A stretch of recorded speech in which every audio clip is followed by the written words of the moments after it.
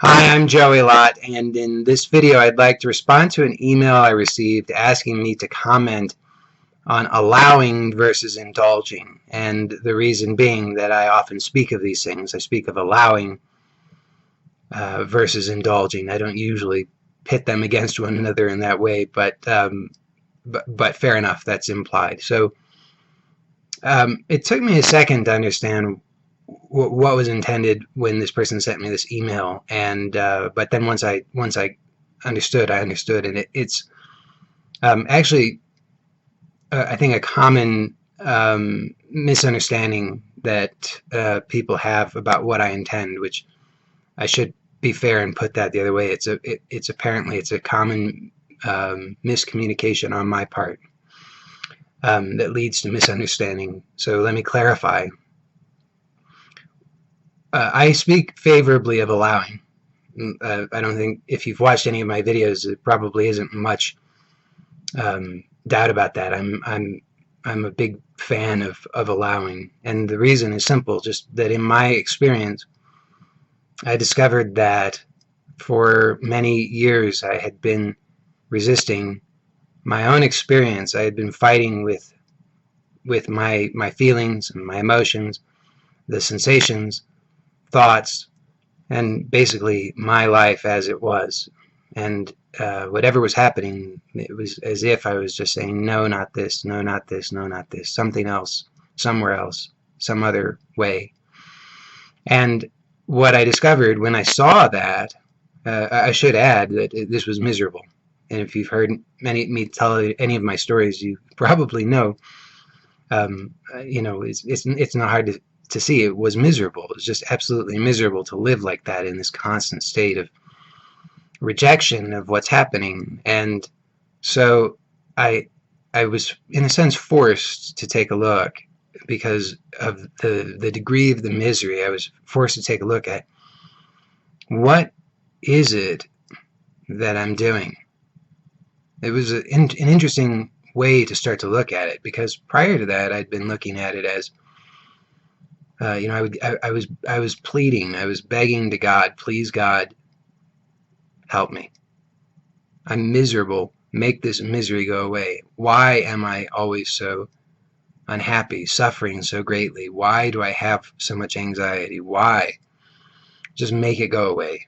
Please make it go away. Give me the answer. What do I do to make it go away? That had been my whole perspective on it. And so this was a very new and fresh way to look at it. And I just started to look at, what am I doing? And I should be clear, this was a very gentle thing. There was a lot of compassion here. It wasn't like a blaming thing. What am I doing? I'm gonna set myself straight. I'm gonna fix myself. It wasn't like that. It was just a gentle looking. What is really going on? All this time I've been suffering so greatly, but what is it that's really been going on? What have I really been doing? And I looked and I saw, like I said, I was resisting everything.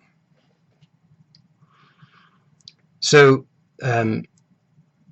for me, this discovery, and then to put that into practice of allowing my experience, letting go of trying to get rid of my experience, just simply, in a sense, taking my hands off the steering wheel, which it was as if I had been gripping it with this white-knuckled grip, desperately trying to control everything, just trying to feel better. It's such an innocent thing, but I just saw that it wasn't working. And as terrifying as it was, I just started to experiment bit by bit.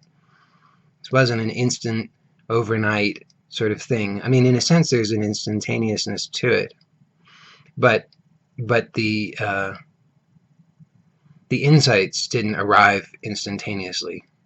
And in fact, initially, in the letting go or the allowing, there was a sense of increased terror and anxiety.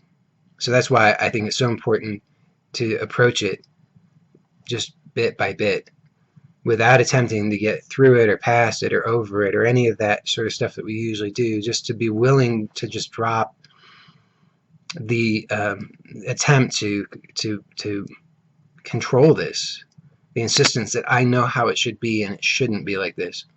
Just for a moment right now to be willing just to let go of that. So that was life-changing for me. Continues to be life-changing for me. It's I speak of these things in the past tense a lot because that's the story of it. But actually, it's always presently happening. There's always presently, right now, when I do these videos, I'm looking right now. There's an inquiry right now. So I'm not, even though I'm telling a story about something that happened, I'm actually looking right now at what's happening right now. And I would encourage you to do the same, because just to tell a story about it in and of itself is not going to be transformative. But I think if you look right now and just look, how am I trying to protect myself against my own experience, and then be willing to let go? That's what I mean by allowing. Now, a lot of the time, I say there's a misunderstanding because apparently I don't communicate clearly enough about it. People sometimes will say, so do you mean that whatever compulsion I'm experiencing, I should just do that? Like, I should just allow myself to drink myself into a stupor if that's the impulse that is happening now? Or if I have the impulse to go strangle somebody, should I just allow that to happen? Or if I have the impulse to go have an extramarital affair, and I know that that's not part of the agreement that I have with my spouse, should I just do that because that's what, should I just allow that? But that's not what I'm intending, because it's actually subtler than that. And by the way that I'm intending the word, that's the in a sense that's the opposite of allowing. If we're going to pit allowing versus indulging, that's an indulgence. And I want to be clear, it's not to make any of this bad. It's not that allowing is good and indulgence is bad.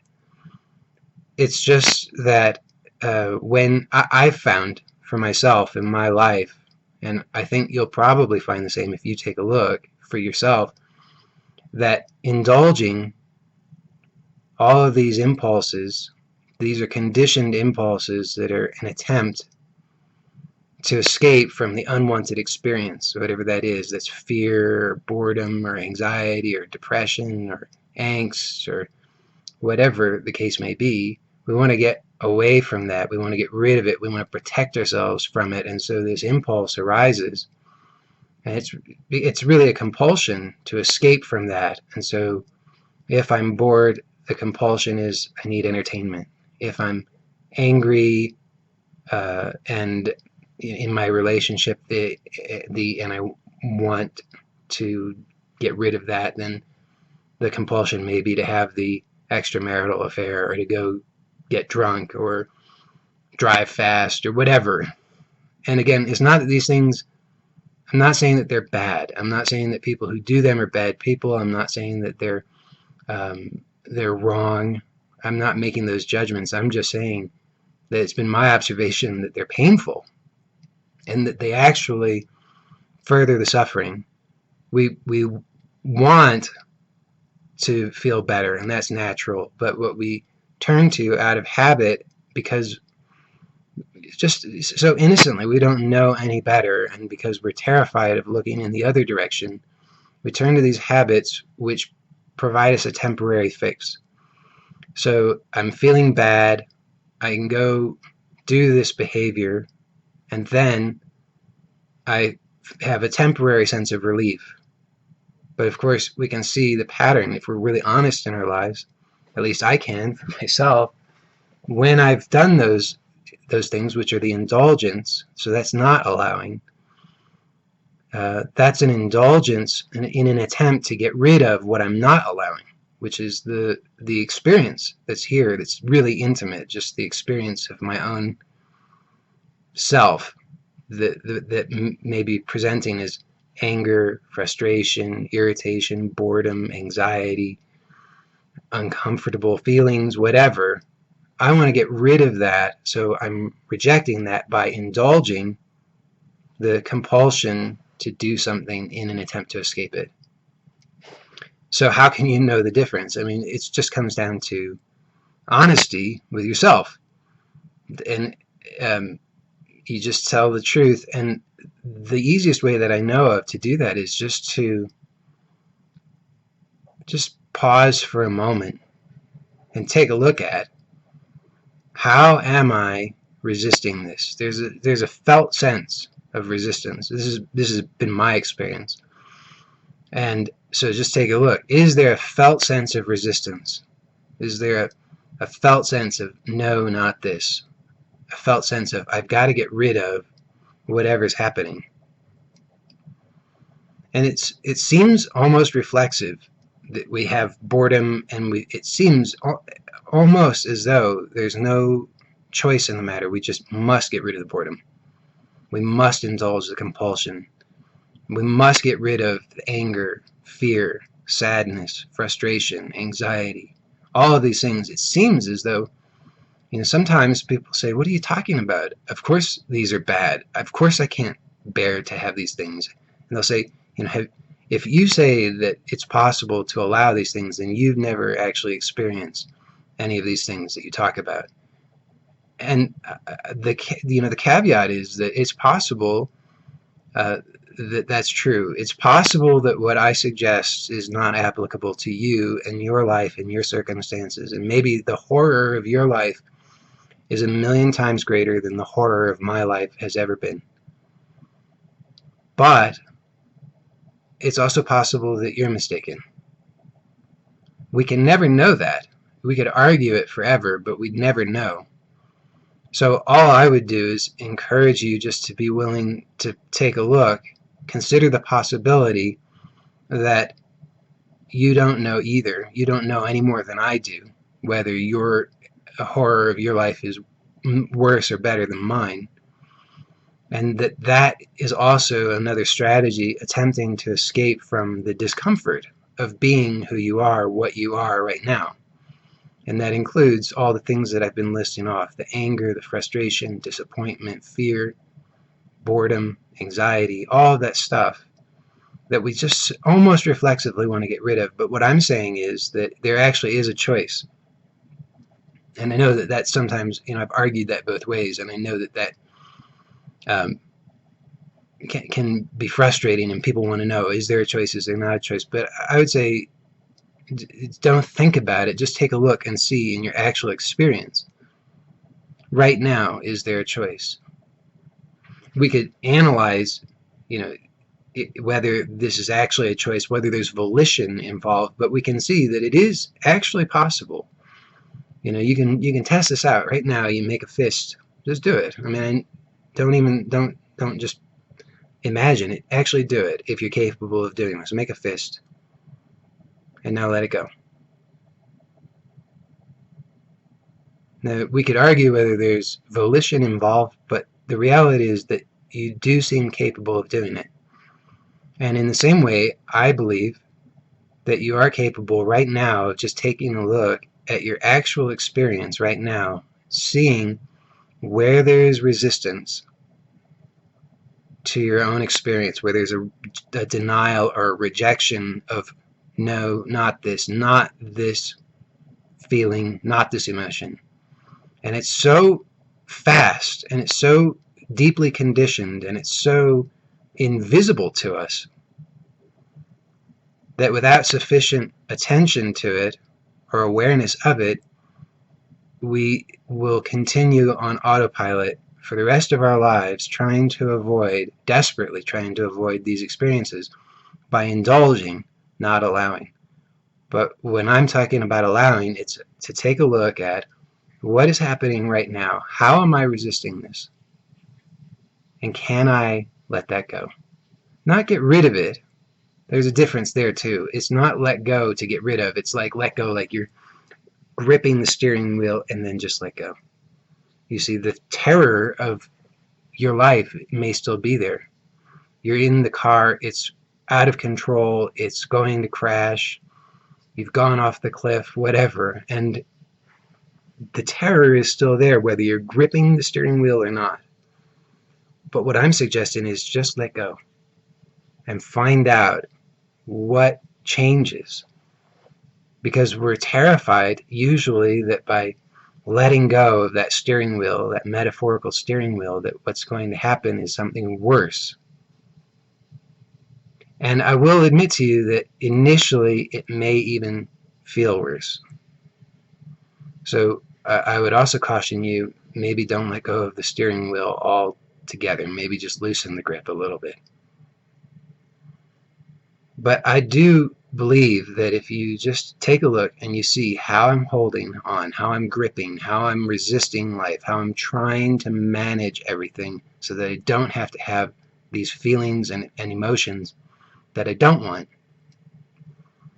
that it gives you the choice to begin to soften that grip, to begin to let go bit by bit, and to have this direct experience that it's different than I thought. I thought it was going to be worse, but hey, turns out it's just different. It's hard to say for sure that it's better or worse, but it's different. And at least I'm not gripping desperately, panicking, trying to control something that ultimately is out of control completely. So there's not a particularly hopeful message, but it's my experience that that is freedom. And I said, it's hard to make the judgment better or worse, but I wouldn't be telling you about it. I wouldn't make these videos if I didn't have a sense that in some way it's better. So I'm a bit hypocritical, I admit that, but I do believe that in some way it's better. My experience of life is better when I'm letting go versus when I'm gripping. And the reason is that it's not that the feelings become better. It's not that now I'm not still going over the cliff. It's not that I'm not still plummeting to my death. It's just that I'm not doing something unnecessary on top of that. I'm not trying desperately to resist what's happening.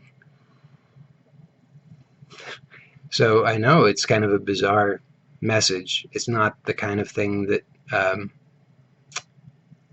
it's not the kind of thing we hoped for, but in my experience, it's much softer and gentler than anything I'd hoped for.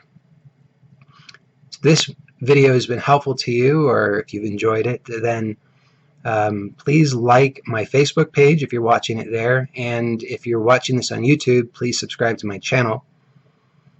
And in any case, wherever you're watching this video, please visit my website, joeylott.com, and you can sign up for whatever free offer I have available there as you're watching this. As I'm recording this, I have a free ebook called Lose All the Way, and like I say, it's free to get. All you got to do is go and sign up and get it. I'll see you next time I do a video. Bye for now.